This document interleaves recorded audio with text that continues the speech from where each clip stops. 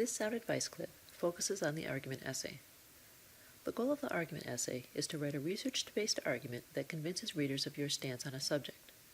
Though you may select your own topic for this paper, there are topic guidelines, and I encourage you to have your topic approved before you begin any work on the essay or before you begin any pre-writing for this assignment.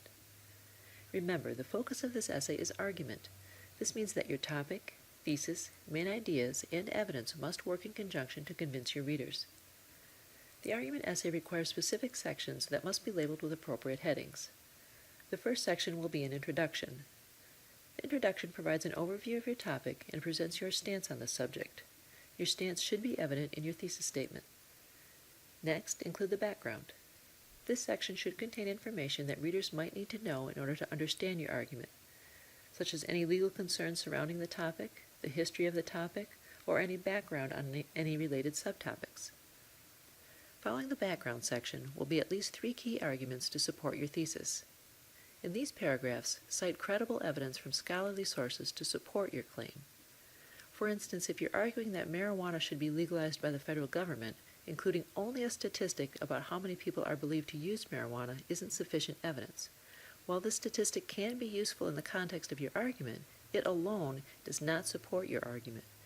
In this case, you must provide evidence to indicate why it should be legalized, not simply evidence related to the general topic.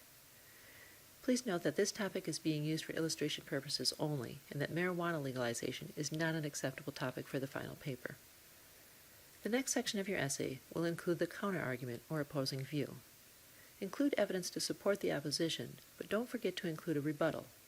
The rebuttal will acknowledge the point made by the opposition, then provide evidence to illustrate why your stance is a stronger argument.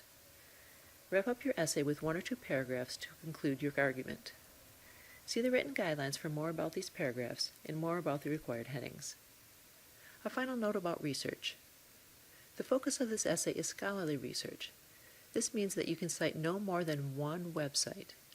Websites are considered any information that you might find through a general Google search.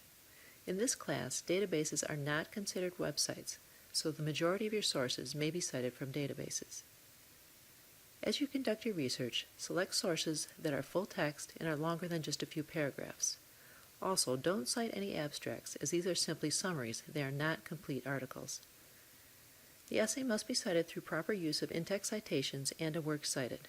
Essays failing to include one or both of these components will receive a 0. See the written assignment guidelines for complete instructions, and contact me if you have any questions or concerns.